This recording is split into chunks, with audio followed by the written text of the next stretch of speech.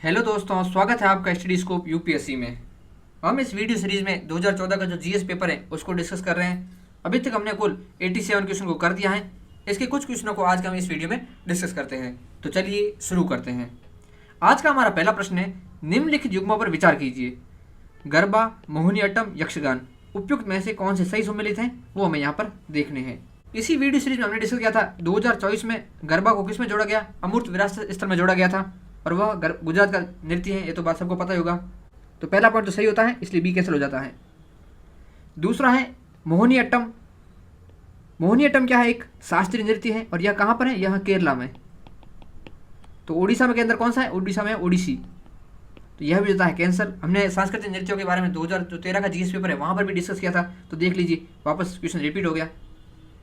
तीसरा है यक्षगान। यक्षगान कर्नाटक की एक नृत्य शैली और नाटक शैली है, तो यह सही हो जाता है। तो दूसरा पॉइंट हो जाता है गलत, 1 और 3 सही, आंसर हो जाता है आपका सी।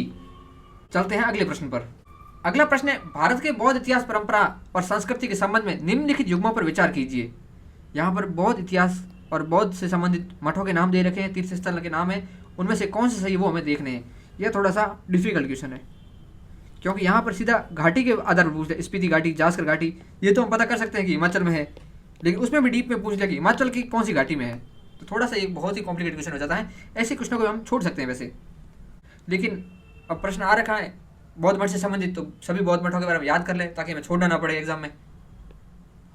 तो ये रहे सभी बौद्ध तीर्थ स्थल। महाबोधि मंदिर बोध गया बिहार में, नालंदा, विक्रमशिला, सोमपुरी, उदनपुरी, पुष्पगिरी, जगदल के महाविहार, छत्तीसगढ़ में सिरपुर है, उड़ीसा में ललितगिरी, वज्रगिरी, रत्नागिरी। ये रत्नागिरी इंपॉर्टेंट है क्योंकि रत्नागिरी नाम से हम सीधा कहाँ चले जाएंगे? महाराष्ट्र में चले जाएंगे, लेकिन रत्नागिरी बौद्ध स्थल कहाँ पर है? ओडिशा में है। वाराणसी के निकट सारनाथ, उत्तर प्रदेश में कुशीनगर, नेपाल सीमा पर पिपरवा जो भी यूपी में आता है, मध्य प्रदेश में सांची और बरहुत, तमिलनाडु में नागपट्टिनम, पुणे में भाजा और कार्ले गुफाएं, औरंगाबाद के निकट अजंता, एलोरा और पीथलकोरा गुफाएं, महाराष्ट्र मुंबई में कन्हेरी गुफाएं, नासिक में पांडवलेनी गुफाएं, पश्चिम बंगाल में घूम मठ हो गया, सिक्किम में रूमटेक, पेमा यांत्से और एंचे मठ, लद्दाख में अलची, स्पुतिक और शे मठ। अलची मठ के बारे में ही प्रश्न में पूछा गया था। हिमाचल प्रदेश में धनकर मठ, नाको मठ किन्नौर में और के मठ, ताबू मठ स्पीति घाटी में। यह भी प्रश्न में पूछा गया है। अरुणाचल प्रदेश में त्वांग मठ जो भारत का सबसे बड़ा मठ है और है बोमडीला मठ। इस त्वांग मठ के आधार पर ही जो चीन है वो दावा करता है कि अरुणाचल प्रदेश किसका हिस्सा है? चाइना का, तिब्बत का हिस्सा है या चाइना का पार्ट है। एक है नाम ड्रोलिंग मठ, बायलाकुप्पे कर्नाटका में है। तो यहाँ पर जो ये तीनों पॉइंट दे रखे तीनों सही है। ताबू मठ है वो स्पीति घाटी में है। दूसरा है लोहात्सव लाखांग मंदिर, नाको मठ भी बोलते हैं इसको, जासकर घाटी में है। और तीसरा है अलची मंदिर शंकु, लद्दाख में। आंसर होता है इसका डी। आप इन सभी बौद्ध तीर्थ स्थल हैं उसके साथ जो जैन तीर्थ स्थल है वो बहुत ज़्यादा इंपॉर्टेंट हो जाते हैं। चलते हैं अगले प्रश्न पर। अगला प्रश्न बहुत ही आसान है, पूछा गया निम्नलिखित कथनों पर विचार कीजिए। पहला पॉइंट है, बीजक संत दादू दयाल के उपदेशों का एक संकलन है। दूसरा है, पुष्टि मार्ग दर्शन को मध्वाचार्य ने प्रतिपादित किया था, जिसका हिंदी लिटरेचर ऑप्शनल है, उसके लिए तो ये क्वेश्चन एकदम बोनस है। बीजक किसका ग्रंथ है? वह है कबीर का। तो पहला पॉइंट हो जाता है गलत। और पुष्टि मार्ग के संस्थापक कौन है? वो है वल्लभाचार्य। तो आंसर हो जाता है डी। अब कबीर का जन्म कब हुआ था? कबीर का जन्म 1398 में और मृत्यु हुई थी 1518 में। कबीर के गुरु थे रामानंद। बीजक इनका ग्रंथ था जिसमें साखी शब्द रमेनी आते हैं।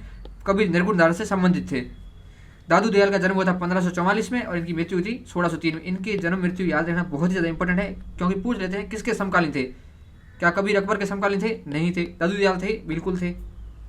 तो दादू दयाल का जन्म हुआ था गुजरात में और इन्होंने दादू पंथ संप्रदाय की स्थापना की थी। तीसरा है वल्लभाचार्य, जिनका जन्म हुआ था 1478 में और मृत्यु हुई थी 1530 में। ये वैष्णववाद से संबंधित थे। पुष्टि मार्ग की इन्होंने स्थापना की थी और शुद्धाद्वैतवाद के ये संस्थापक थे। सगुण भक्ति परंपरा से संबंधित है और यह सूरदास के गुरु हैं। इन्होंने कहा था सूर हो के काहे की ज्ञात हो। अगला एक नाम था मध्वाचार्य, जिनका जन्म हुआ था 1199 ईस्वी में और मृत्यु हुई थी 1278 ईस्वी में। ये द्वैतवाद के संस्थापक हैं। आत्मा और ब्रह्म के बीच बुनियादी अंतर ये मानते हैं। यहाँ पर कुछ भक्ति संतों के नाम दे रखे, इन सभी का टाइम पीरियड आपको याद होना चाहिए। गुरु नानक देव हो गए, यहाँ पर तुलसीदास, कबीरदास, वल्लभाचार्य, रैदास, सूरदास, मीराबाई, दादू दयाल, तुकाराम, नामदेव, बाशवन्ना, एकनाथ, चैतन्य महाप्रभु, शंकर देव, जिनके बारे में हमने कल डिस्कस किया था। इन सभी के नाम आपको याद होने चाहिए। रामानुजाचार्य, आदि शंकराचार्य, ये बहुत ज़्यादा इंपॉर्टेंट है। यूपीएससी बार बार इनमें से एक के बारे में हर साल पूछ ही लेता है। तो यहाँ पर इसका आंसर होता है डी। चलते हैं अगले प्रश्न पर। अगला प्रश्न है, मंगनियार के नाम से जाना जाने वाला लोगों का समुदाय किससे संबंधित है, वो हमें देखना है। यह प्रश्न राजस्थान वालों के लिए तो बोनस था, क्योंकि राजस्थान में जो मंगनियार है वो कौन है, जैसलमेर बाड़मेर के अंदर गायक कलाकार हैं। तो ये है पश्चिमी भारत में अपनी संगीत परंपरा के लिए विख्यात है मंगनियार, शादी वगैरह में आते हैं गाने। तो राजस्थान के जैसलमेर और बाड़मेर जिलों में मंगनियार मुस्लिम समुदाय से संबंधित है। वे अपने शास्त्रीय लोक संगीत और खरताल वादन के लिए प्रसिद्ध है। आपने चौधरी गाना सुना होगा मम्मी खान का, वो भी किससे संबंधित है, मंगनियार समुदाय से संबंधित है। ये सारी बातें होगी, आप इनको देख सकते हो यहाँ पर। चलते हैं अगले प्रश्न पर। अगला प्रश्न है, महारानी विक्टोरिया की उद्घोषणा 1858 का उद्देश्य क्या था। जो 1858 में घोषणा हुई थी, उसके बाद 1961 में अधिनियम बना था। जो 1858 की घोषणा थी उसका उद्देश्य क्या था, वो हमें यहाँ पर देखना है। तो यहाँ पर 3 पॉइंट है। पहला पॉइंट है, भारतीय राज्यों को ब्रिटिश साम्राज्य में मिलाने के किसी भी विचार का परित्याग करना। दूसरा पॉइंट है, भारतीय प्रशासन को ब्रिटिश क्राउन के अंतर्गत रखना। तीसरा है, भारत के साथ ईस्ट इंडिया कंपनी के व्यापार का नियमन करना।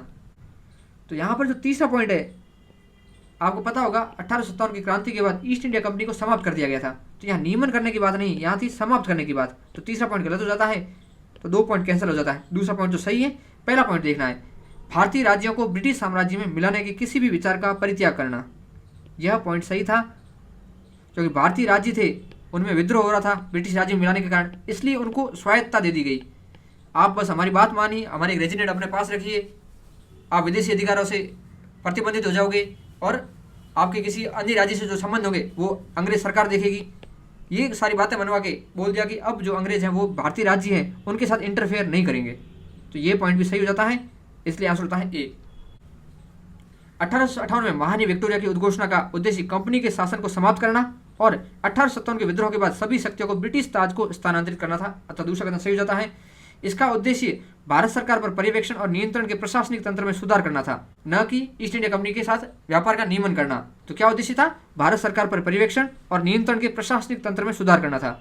इसका उद्देश्य भारतीय राज्यों को ब्रिटिश साम्राज्य में मिलाने के किसी भी विचार का परित्याग करना भी था।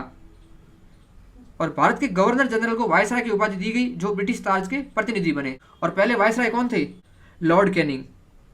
इसके तहत जो बोर्ड ऑफ कंट्रोल और बोर्ड ऑफ गवर्नर था उसको समाप्त कर दिया गया था।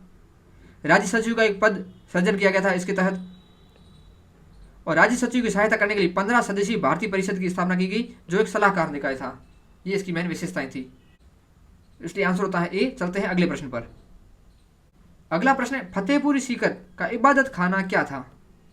इबादत खाना अकबर ने बनवाया था, और इस इबादत खाने में अकबर विभिन्न धर्मों के जो विद्वान थे उनके साथ चर्चा करता था, और बाकी धर्मों के बारे में जो जिज्ञासा थी वो इबादत खाने में चर्चा के माध्यम से अकबर शांत करता था। तो यह भवन जिसमें विभिन्न धर्मों के विद्वानों के साथ अकबर चर्चा करता था। इबादत खाना एनसीईआरटी में दे रखा है। तो एनसीईआरटी में जो ऐसे वर्ड है वो बहुत ज़्यादा इंपॉर्टेंट हो जाते हैं। एनसीईआरटी के नोट्स हैं वो मैंने मेरे टेलीग्राम चैनल पे सेंड कर रखे हैं, जिसकी लिंक आपको पहले पिन कमेंट में मिल जाएगी, तो आप वहाँ पर जाकर जो नोट्स हैं वो देख सकते हैं। हमारा अगला प्रश्न है, भारत की खाद्य एवं पोषण सुरक्षा के संदर्भ में विभिन्न फसलों की बीज प्रतिस्थापन दरों को बढ़ाने से भविष्य के खाद्य उत्पादन लक्ष्यों को प्राप्त करने में मदद मिलती है, किंतु इसके अपेक्षाकृत बड़े विस्तृत कार्यान्वयन में क्या बाध्यताएं हैं। यहाँ पर एक वर्ड आया है बीज प्रतिस्थापन दर। इसका क्या मतलब, इसको हम देखते हैं। बीज प्रतिस्थापन दर या बीज प्रतिस्थापन अनुपात से तात्पर्य है, यह इस बात की माप है कि कुल फसल क्षेत्र में कितने हिस्से में प्रमाणित बीज बोए गए हैं और कितने हिस्से में सामान्य बीज बोए गए हैं। यदि बीज प्रतिस्थापन दर का मान अधिक होता है तो इसका मतलब है कि खेत के अंदर प्रमाणित बीजों का बेहतर उपयोग किया गया है। लेकिन भारत के अंदर जो प्रमाणित बीज है उनका उपयोग बहुत कम करते हैं। भारत में जो सामान्य बीज है उनका ही उपयोग कर देते हैं। तो यहाँ पे बोला कि बीज प्रतिस्थापन दर यानी कि क्वालिटी वाले बीजों का अधिक उपयोग करेंगे तो उससे खाद्य उत्पादन लक्ष्यों को प्राप्त करने में सहायता मिलेगी, क्योंकि उससे उत्पादन बढ़ेगा। लेकिन इसको लागू करने में क्या दिक्कतें हैं या क्या बाध्यता है वो हमें यहाँ देखनी है। यहाँ पर पहला पॉइंट है, कोई भी राष्ट्रीय बीज नीति नहीं बनी है। अब भारत को आज़ादी हुए 75 साल से भी अधिक हो गए, तो ऐसा तो हो नहीं सकता कि एक भी बीज नीति ना बने। तो यह पॉइंट हम जनरली ऐसे सोच के काट सकते हैं, तो पहला हो जाता है कैंसिल। दूसरा पॉइंट है, निजी क्षेत्र की बीज कंपनियों की उद्यान कृषि फसलों की रोपण सामग्री और सब्जियों की गुणवत्ता वाले बीजों की पूर्ति में कोई सहभागिता नहीं है। यहाँ बोला कोई सहभागिता नहीं है, थोड़ी बहुत सहभागिता तो होगी ही। हालांकि जो निजी क्षेत्र है उसकी सहभागिता सरकारी क्षेत्र से भी अधिक है, लेकिन यहाँ पर तो बात करता है कि कोई सहभागिता नहीं है। इतने हार्श स्टेटमेंट को तो हम जनरली काट सकते हैं। दूसरा पॉइंट भी कैंसिल हो जाता है, बचता है तीसरा पॉइंट है, निम्न मूल्य एवं उच्च परिमाण वाले फसलों के मामले में गुणवत्ता वाले बीजों के बारे में मांग पूर्ति अंतराल है। यह एकदम सही है क्योंकि डिमांड ही नहीं इतनी गुणवत्ता वाले बीजों की, क्योंकि सामान्य बीजों का उपयोग ज़्यादा कर रहे हैं। तो आंसर हो जाता है अपना बी। आज के इस डिस्कशन में इतना ही। इसके बचे हुए जो प्रश्न हैं उनको हम कल के वीडियो में डिस्कस करेंगे। इसी के साथ हमारा जो 2014 का जो पेपर है वो भी समाप्त हो जाएगा। उसके बाद हम 2020 का जो पेपर है उसको शुरू करेंगे। वीडियो को अंत तक देखने के लिए धन्यवाद। मिलते हैं कल। जय हिंद, जय भारत।